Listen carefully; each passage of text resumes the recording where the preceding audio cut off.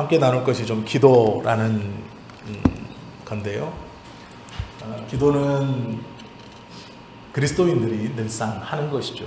그리고 꼭 기도할 때는 꼭 지켜야 할 것이 있습니다. 그것이 기도는 하나님 앞에 드리는 것이므로 예수님의 이름으로 기도해야 합니다.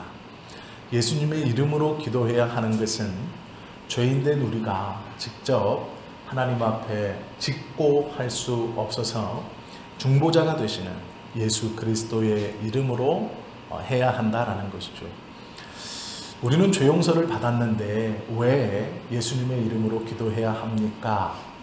그리하여서 기도하는 주체를 다른 사람으로 바꾸어서 기도하는 사람들이 있습니다. 그것은 성경적이지 않습니다. 예수님께서는 친히 자신의 이름으로 하나님 앞에 기도하라 말씀하셨죠. 예수님 외에 다른 중보자는 없습니다. 카톨릭에서 가르치는 것처럼 마리아가 우리의 중보자가 될 수는 없습니다. 오직 예수님만이 우리의 중보자이시고 그리스도가 되시는 것이죠. 그래서 우리는 예수님의 이름으로 어떠한 것을 무엇이든지 구하든 응답해 주시겠다라는 약속을 받은 사람들이죠. 그래서 그 약속을 믿고 여러 가지 것들을 기도합니다. 자신의 건강, 그것을 시작으로 타인의 복을 위해서도 저희들은 기도하죠. 그것을 중보라고 이야기합니다. 그런데 성경적으로 엄연한 중보라는 것은 예수님께서 죄인된 우리를 위해서 기도해 주시는 것만이 중보이고요. 우리는 합심기도라고 하는 것이 원래는 맞습니다. 그런데 중보라는 말을 워낙 자연스럽게 쓰고 있고 어떠한 의미인지 다 알기 때문에 우리가 그냥 보편적으로 사용하는 것이지, 원래 중보기도라는 것은 예수님만이 하시는 겁니다. 예수님만이 우리의 죄를 위해서, 또 베드로를 위해서 기도하셨던 것처럼 우리의 연약함을 위해서 기도해 주시는 것만이 중보입니다. 우리가 의인이 아니기에 다른 이를 위해서 원래는 중보할 수 없습니다. 이 중보의 기도는 죄가 없는 의인들만이 가능한 것입니다. 우리도 죄를 용서받았기 때문에 기도하는 것이 가능하지 않습니까? 라고 말하면 조금 더 신학적으로 설명을 해야 됩니다. 그러나 알아두시면 좋을 것이, 중보라는 말을 사용하고는 있지만 원래 우리의 기도는 합심기도지 중보기도는 아니다라는 것이죠. 또 하나, 머리에 손을 얹고 기도할 수 있는 것은 기름 부음 받은 하나님의 종이 하나님의 백성들을 축복할 때만 사용하는 것입니다. 즉, 머리에 손을 얹고 기도하는 것은 예언 기도할 때 쓰는 것도 아닙니다. 축복할 때만 사용할 수 있는 겁니다. 그의 영혼의 잘됨을 위해서 빌어주는 것, 그때만 손을 올릴 수 있습니다. 그러나 놀랍게도 하나님께서 기름 붓지 않은 사람이 손을 얹고 기도함을 허락해 주실 때가 있습니다. 언제일까요? 자신의 자녀들을 위해서 기도할 때입니다. 자신의 자녀들에게, 부모는 하나님과 같기에 하나님께서 그 자녀들의 머리에 손을 얹고 기도하심을 허락해 주신 겁니다. 그래서 자녀들을 위해서 기도할 때 부모는 그 자녀의 머리에 손을 얹고 기도해도 무방합니다. 이것이 축복을 비는 기도의 보편적 가르침입니다. 그러면 잘하고 싶은 기도, 하나님과의 호흡이라고 말하고 영혼의 숨쉼이라고 말하는 기도, 이것을 참 잘하고 싶죠. 어떻게 하면 잘할 수 있을까? 그것에 대해서 오늘 좀 이야기를 나누려고 합니다. 이것을 나누기 전에요, 제가 어떠한 특정 교단을 비하하거나 성령의 역사하심을 부정하는 것은 아니지만, 기도는 하나님께서 주신 의지와 상식과 자기의 수준 안에 머물러 하는 것이 바른 기도입니다. 성경에 보시면 정신을 차려라 라고 말씀합니다. 정신을 차려라, 이 말은 똑바른 정신으로 기도하라 라는 것이죠. 즉, 하나님이 주신 정을 가지고 의식, 상식 안에서 기도하라 라는 것입니다. 기도하면서 자해를 하는 사람은 없습니다. 그것은 상식에 위반되기 때문에 그렇습니다. 기도라는 것은 하나님의 올바른 정신, 즉 똑바른 정신을 가지고 기도하는 것이 맞습니다. 비몽사몽간에 술 취함과 같이 기도하는 것은 옳은 기도가 절대로 아닙니다. 근신하라는 것은 자신의 주변을 정돈하고 돌아보라라는 것이죠. 운동선수가 운동을 할 때에 가만히 앉아서 정신을 집중합니다. 왜 그런지 아세요? 테니스를 더 잘하기 위해서입니다. 글을 쓰는 사람도 글을 쓰기 전에 책상을 정돈합니다. 왜 그런지 아시죠? 글을 잘 쓰기 위해서입니다. 기도하는 사람도 마찬가지입니다. 마음의 번잡함을 정리하는 시간이 있어야 합니다. 그래서 조용히 자신이 기도하는 것을 준비해야 한다라는 것이죠. 이것은 성경에서 가르치시는 기본입니다. 그러면 우리가 이 기본에 하나를 더 알면 조금 더 기도 생활에 유익합니다. 그것이 뭐냐면 하나님께서 주신 지혜로 사람들이 사람을 연구하여서 끄집어낸 결과물이 있습니다. 이것이 심리학이라고 부르는 것이죠. 이 심리학 중에 뇌파를 연구하는 분야가 있습니다. 이것을 심층심리학이라고 부릅니다. 이 사람의 뇌를 연구하는 특수한 학문에서 사람의 뇌를 가지고 연구를 했습니다. 그런데 기도하면 나오는 환상, 입신, 황홀함을 체험하는 것, 투시, 예언, 방언, 이러한 것들을 실행하고 있는 사람들의 뇌를 연구했습니다. 그리고 그들이 그 황홀경에 빠졌을 때 보여주고 있는 뇌파를 연구했습니다. 사람의 뇌파는 0부터 14까지 움직입니다. 그리고 0부터 마이너스 3까지 내려갑니다. 즉 사람의 뇌파는 마이너스 3에서부터 14까지 수치적으로 매길 수 있습니다. 그런데요, 우리가 깨어있어 평온한 상태, 그때가 7입니다. 즉 우리 모두는 지금 7입니다. 그런데 여기서 졸립다 하시는 분은 4에서 3 왔다 갔다 하는 겁니다. 사람의 수면 상태가 4입니다. 4. 잠을 잘 때. 그러니까 지금 조시는 분은 잠을 자는 건 아니기 때문에 4와 가깝다, 이렇게 보시면 됩니다. 그걸 7로 끌어올리려면 어떻게 될까요? 시끄럽게 하면 됩니다. 뇌파를 활성화시키면 돼요. 박수를 치시면 되고, 졸리울 때는 그래서 잠이 깨는 거예요. 우리는 7인데요. 이 7이 14가 될 때 환상을 봅니다. 우리의 뇌가 4에서 7에서 14가 될 때 환상을 봅니다. 소위 종교적으로 말하면 천국을 갔다 올 수 있습니다. 자신의 육체 밖으로 벗어나 관조할 수 있습니다. 이게 14입니다. 그러면 14까지 7인 사람의 뇌파를 14까지 올리려면 어떻게 될까요? 14까지 올리려면 어떻게 될까요? 아까 4에서 7 올리면 어떻게 된다 그랬어요? 시끄럽게 하면 돼요. 그러면 7에서 14까지 올리려면 얼마나 시끄러울까요? 자, 기독교의 교단 중에 이 14를 인위적으로 올라가려고 하는 교단이 있습니다. 어딜까요? 순복음입니다. 여기는 찬송을 힘차게 부르죠. 박수를 칩니다. 시끄럽게 찬송을, 죄송합니다. 찬송이 시끄러울 수는 없지만 비유하자면 그렇습니다. 우리가 부흥회에 가서 박수를 신나게 치고 열심히 치고 찬송을 크게 부르면 뇌파가 올라갑니다. 그 소음으로. 그리고 14에 도달하면 환상을 합니다. 이것을 반복적으로 억지로 끌어올리는 데가 어딜까요? 순복음이에요. 그래서 순복음의 예배와 찬송은 우리가 말할 때 은혜롭지만 그 뇌파를 14까지 끌어올리는 행위가 가장 잘 되어 있는 데입니다. 그럼 반대로 다른 교단들은 괜찮습니까? 그렇지 않습니다. 이 뇌파가 4까지 가면 잠이 드는 상태로 가는 겁니다. 4부터 꿈을 꿉니다. 그리고 이것이 떨어지기 시작해서 마이너스 1, 마이너스 2, 마이너스 3까지 가면 무의식으로 갑니다. 뇌 운동을 하시는 분들 있죠. 가만히 앉아서 좋은 음악을 들으면서 뇌파를 이렇게 움직이는 분들 있어요. 뇌호흡이라고 부르는 분들은 인위적으로 자신의 뇌파를 4 가까이로 떨어뜨리는 겁니다.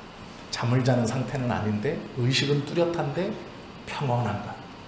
이 4까지 가까이 오면 춥고 더움을 느낄 수 없는 상태가 됩니다. 사람은. 그리고 자신의 내면을 들여다볼 수 있습니다. 분명한 의식은 있지만 주변 환경에 영향을 받지 않습니다. 이것을 평온의 상태라고 말하죠. 교회에서 하는 관상 기도라는 것은 자신의 뇌파를 억지로 잠을 자는 상태는 아니지만 4 가까이로 떨어뜨리는 행위입니다. 이것 또한 평온하게 평안함을 느끼는 상태이기 때문에 우리는 이것을 하나님의 은혜 아래 들어갔다라고 말합니다. 이렇게 만드는 교단이 있습니다. 어딜까요? 이것을 좋아하고 강조하는 교단이 있습니다. 장로교회가 그렇습니다. 순복음은 14를 만드는 데 열심이고 장로교는 4 가까이 떨어뜨리는 게 열심입니다. 그래서 장로교의 신비체험은 평온입니다. 평안입니다. 그것은 4 가까이로 뇌파를 떨어뜨리면 동일한 효과가 일어납니다.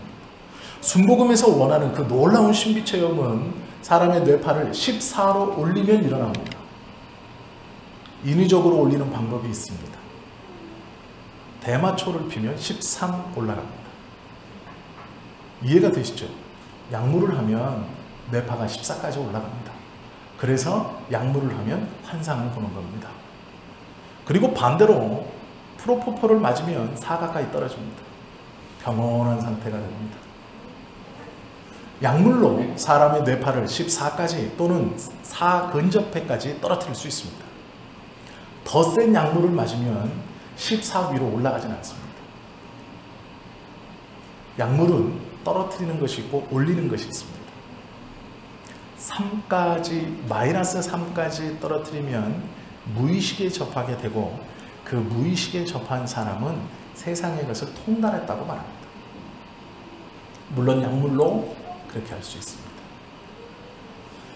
돈이 많은 사람들이 프로포폴을 맞는 이유는 자신의 뇌파를 인위적으로 4 가까이 떨어뜨려서 의식은 있지만 편안함을 느끼고 싶은 겁니다. 아무런 스트레스가 없는 상태, 아무런 고민이 없는 상태, 모든 근육이 풀어져 아무런 자극이 없는 상태.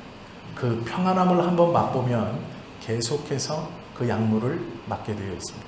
반대로 약물을 통해 14에 올라가 봤던 사람은 그 14에 오르고자 계속해서 그 약물을 찾게 됩니다. 이것을 중독이라고 말합니다. 성도님들 중에도 이 신비한 현상의 중독에 빠진 분이 종종 있습니다.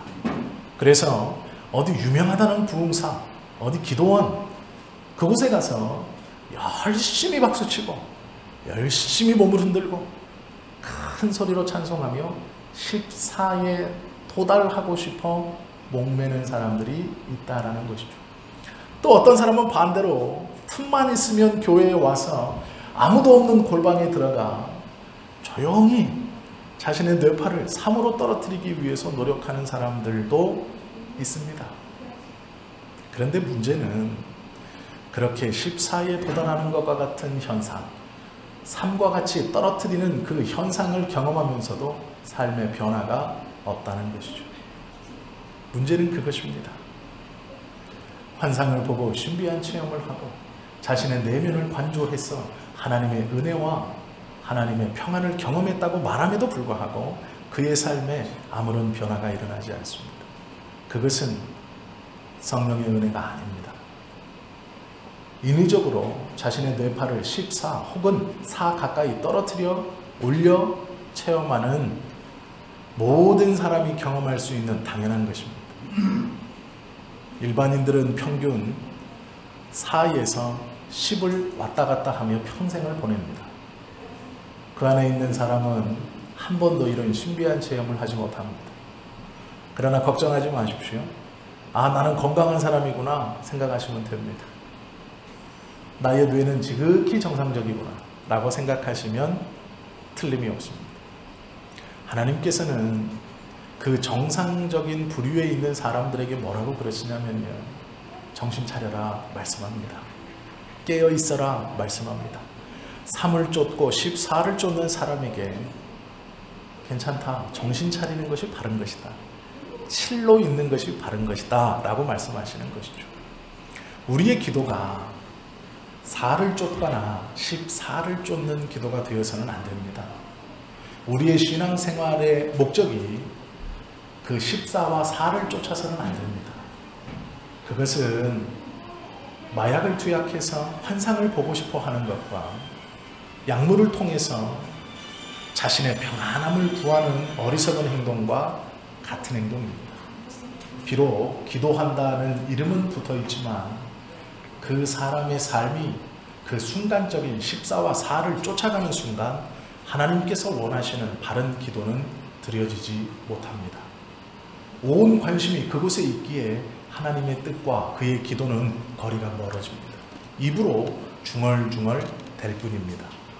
그리고 그 행위를 통해서 14를 향해 치닫거나 4 가까이 떨어뜨리려고 하는 행위가 우리의 신앙에서 일어날 수 있다라는 것이죠. 이것이 심리학에서 말하는 이상 체험입니다.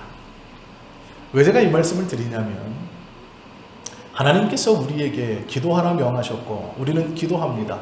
그때에 놀랍게도 심리학에서 말하는 이 이상 체험을 하는 분들이 있습니다. 저는 그것을 믿습니다. 성령의 은혜이고 하나님의 은혜라 확신합니다. 단 조건이 있습니다. 그 뒤에 삶의 변화가 따라와야 합니다. 하나님의 말씀을 붙들고 있는 삶의 모습이 드러나야 합니다. 그것 없이 환상과 이상을 보는 것은 인위적으로 뇌파를 14로 올리거나 4 가까이 떨어뜨리는 행위와 별반 다르지 않습니다. 우리가 진정으로 하나님께 기도를 드리고 그 응답을 받고 싶다면 제가 몇 가지를 말씀드리겠습니다. 응답을 받고 싶다면 기도할 때 성실한 신앙생활이 뒷받침되어야 합니다. 하나님의 말씀을 붙들려고 하는 노력이 우리의 삶에 있어야 한다는 것이죠. 내가 하나님 앞에 성실하지 않으면 그 기도는 응답되지 않습니다. 그리고 바르게 기도하지도 못합니다. 부지런한 삶, 진실되고 성실한 삶이 올바른 기도자의 첫 번째 조건입니다. 두 번째는 자신의 삶을 성찰하고 회개할 수 있어야 합니다. 하나님 앞에 기도하며 나아가면서 가장 걸림이 되는 것이 무엇인지 아십니까? 죄책감입니다. 내가 이것을 기도해도 되나? 라는 것입니다. 죄책감이 우리 앞에 막아서면 그 어떤 기도도 제대로 드리지 못합니다. 그것이 자꾸 우리를 잡아당겨서 진정으로 하나님 앞에 나아가지 못합니다. 그래서 기도 서두에 우리의 삶을 돌아보고 회개하는 것은 매우 중요합니다. 죄책감이 우리 앞을 가로막아서지 않도록 기도하실 때 자신의 삶을 돌아보시고 회개하는 것이 두 번째의 모습입니다. 세 번째는 심리적으로 안정을 유지하는 것이 중요합니다. 마음속에 분노가 있거나 두려움이 있거나 불안이 있거나 미움과 실망과 흥분이 있다면 제대로 기도할 수 없습니다. 그러면 어떻게 해야 되겠습니까? 잠시 쉬시면 됩니다. 마음을 평안히 가지시고 잠시 기도하시기 전에 혼자만의 조용한 시간을 가지시면 됩니다. 그래서 그것들을 가라앉히셔야 됩니다. 그 흥분을 그대로 하나님 앞에 내어 맡기지 않으셔도 됩니다. 심리적으로 안정될 때에 기도가 잘 되는 것이죠. 심리적 안정을 찾는 것은 정신을 차리고 근신하여 라는 말씀과 같은 말씀입니다. 차분하게 흥분하여서 지금 그렇게 하지 말고 차분하게, 하나님은 다 알고 계시니 차분함 가운데 나아가시는 것이 바른 기도이죠. 차분함을 가지시면 그 다음에는 성령님께 요청하는 것이 바른 기도의 태도입니다. 우리는 죄인이기에 하나님 앞에 설 수 없습니다. 감히 하나님께 우리의 것을 아뢰 수 없는 존재들입니다.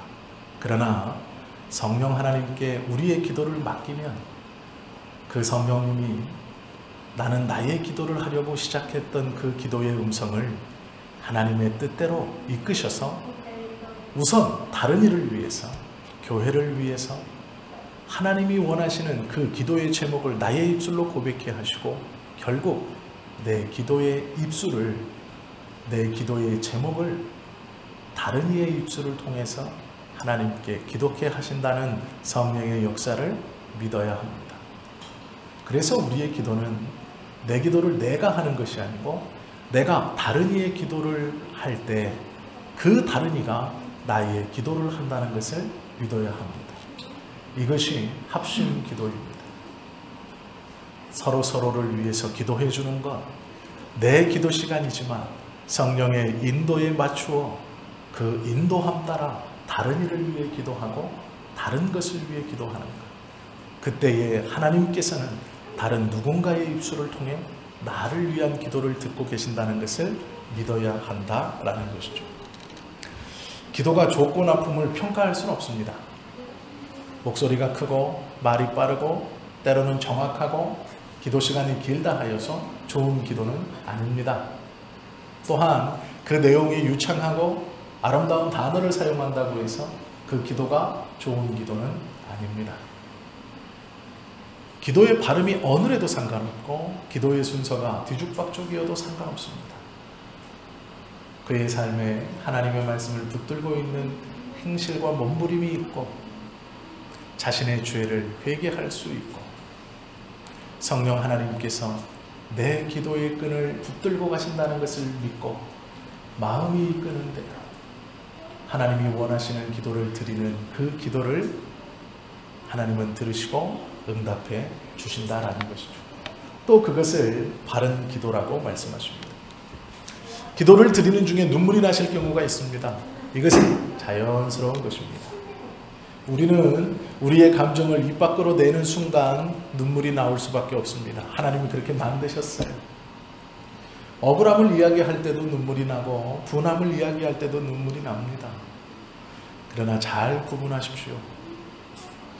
억울함을 해소하기 위해서 눈물을 흘리는 것이 아니고 하나님께서 그 억울함을 알고 계시기 때문에 눈물이 나는 겁니다. 성령님이 임하라고 큰 소리로 노래하는 것이 아니고 성령님이 임하셨기에 노래하는 것이다 라는 것입니다. 우리가 하나님의 말씀이 임하라고 몸부림치는 것이 아니고 말씀이 임하셨기에 몸부림칠 수 있는 것입니다. 기도는 하나님께 하는 것입니다. 그 하나님은 이미 우리의 기도를 알고 계시고 듣고 계십니다. 성령이 임하라고 큰 소리로 내실 필요 없습니다. 임하셨으면 찬양하고 기뻐하고 큰 소리가 나게 되어 있습니다. 눈물이 흐르는 것도 내 마음에 후련함으로 흘리는 눈물이 있을 수 있습니다. 그리고 죄를 회개하고 그 용서함의 확신으로 눈물이 흐를 수도 있습니다. 의지적 결단 없이 감정적으로 나의 억울함을 말하고 있기 때문에 눈물을 흘리는 경우가 있습니다. 이거를 주의하셔야 됩니다. 그건 회개가 아닙니다.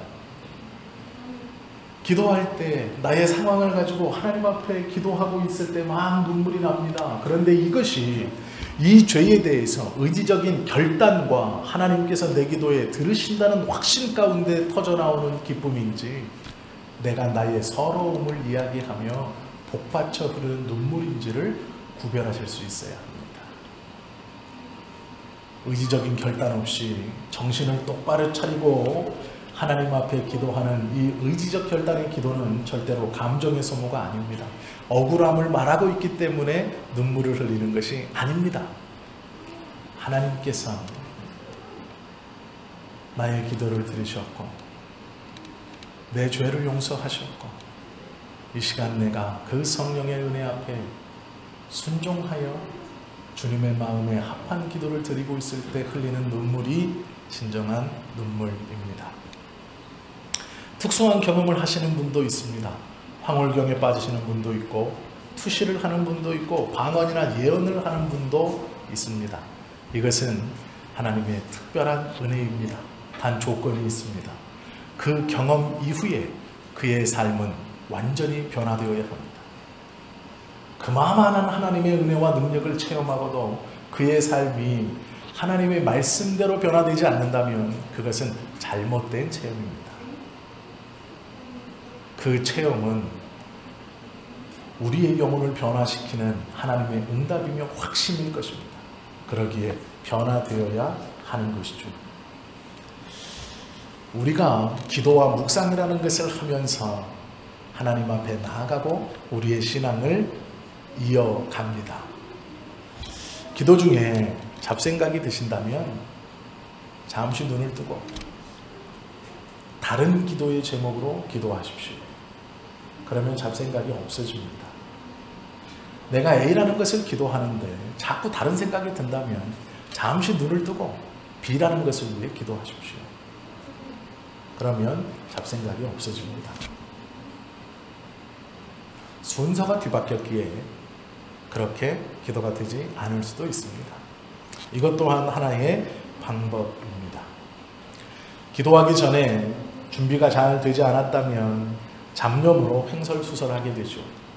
그래서 준비하시고 또 우리가 기도하는 모든 것들이 하나님 앞에 온전히 들려지고 있다는 확신을 가지고 기도하실 수 있어야 합니다. 들어보셨을 말씀 하나 해드리겠습니다. 지식을 얻으려면 학교에 가라. 지혜를 얻으려면 하나님 앞에 무릎을 꿇어라. 지식이 지혜는 아니다. 지혜는 무릎을 꿇는 자에게만 주시는 하나님의 은혜이다 라는 말이 있습니다. 기도를 해서 얻는 것은 지혜입니다. 그것은 지식이 아닙니다. 지혜입니다. 이 지혜는 매우 중요합니다. 그리고 꼭 기억하셔야 될 것이 하나 더 있습니다. 그것은 지식 없이는 바른 지혜를 얻을 수도 없다는 것입니다. 하나님께서 성경을 통해 우리에게 베풀어 주시는 이 하나님에 대한 올바른 지식이 없이는 기도하여서 얻는 하나님의 지혜가 결코 바르다고만은 말할 수 없습니다. 그것은 아마 약물을 통해 14로 올라가고 4로 떨어뜨리려고 하는 그러한 경험에만, 내 체험에만 중요함을 갖춘 신앙의 모습일지 모릅니다. 우리가 기도하면서 이것들을 꼭 기억하셔야 됩니다. 기도는 절대로 상식을 벗어나지 않습니다. 기도는 절대로 하나님의 말씀을 뛰어넘을 수 없습니다. 기도하며 은혜를 받았다면 그 은혜가 바른 것이라면 우리의 삶이 변하지 않을 수 없습니다. 나의 기도는 어떠한가? 한번 돌아보십시오. 나의 기도의 자세는 어떠한가? 한 번쯤은 생각해 보십시오. 원하는 것을 마음껏 기도하고 속이 후련하여서 그 자리에서 일어난다고 하여 하나님이 그 기도를 들어주신 것은 아닙니다. 비록 제대로 기도하지 못했고 내가 원하는 것을 기도하지 못했을지라도 그 기도에 하나님의 말씀에 대한 확신이 내 안에 일었고 내 삶에 대한 하나님의 동행하심의 소망이 일어났다면 하나님께서 그 기도를 응답해 주신 것입니다. 아무것도 염려하지 말라. 말씀하신 하나님께서 그 동일한 하나님이 기도하라 말씀하셨고 찾고 두드리고 구하는 자에게 얻고 가질 것이다 라고 말씀하셨습니다. 우리의 신앙에 가장 큰 기본이 있습니다. 그것이 무엇이냐면 하나님이 살아계심을 믿는 것과 하나님을 찾는 모든 자들에게 상 주시는 분이시다라는 겁니다. 우리 모두는 하나님께서 우리를 보시고 상 주시려고 준비해 주시고 기다리고 계시는 우리 모두가 될 것이고 또 그 삶을 살아가고 있습니다. 너무 큰 염려는 건강에도 좋지 않고 신앙에도 좋지 않습니다. 하나님 앞에 기도하실 때 오늘 잠시 나누었던 이 말씀을 좀 기억하시고 내가 혹여 억지로 무엇인가를 하고 있지는 않은가, 그것을 한 번은 기억해 보시고 평소에 내 생활과 주변을 정돈하고 기도 서두에 하나님 앞에 나의 죄를 회개하여 죄책감이 나를 붙들지 못하도록, 그리고 우리의 기도의 제목을 성령 하나님께 맡겨 다른 일을 위한 중보의 기도에 열심을 낼 때 그 다른 일을 통하여 나의 기도가 주님 앞에 들려진다는 그 확신 가운데 나아가시며 기도하시는 저와 여러분이 되시기를 예수님의 이름으로 축원합니다. 지난주에 우리가 함께 나누었지만 성경에서는요, 3가지 숨길 것이 있다고 말씀합니다. 첫째는 남을 돕는 구제입니다. 성경은 이것을 감추라 라고 말합니다. 두 번째는 금식입니다. 너의 금식하는 것을 다른 이에게 감추어라 말합니다. 세 번째가 기도입니다. 내가 기도하는 것을 다른 이에게 감추어라 말합니다. 왜 그런지 아시죠? 은밀한 중에 하나님께서 보고 계시기 때문에 그렇다라고 말씀합니다. 우리가 누구 앞에서 기도를 유창하게 한다고 하여서 뽐내실 것도 없고, 반대로 유창하게 하지 못한다고 하여서 위축되실 것도 없습니다. 하나님이 원하시는 기도는 우리의 온 마음으로 뚜렷한 정신 안에서 그 하나님께 드려지는 것입니다. 그 놀라운 기도 가운데 하나님의 응답이 있을 것입니다. 그 응답을 받고 살아가는 우리 모두가 되시기를 예수님의 이름으로 축원합니다. 기도하시겠습니다.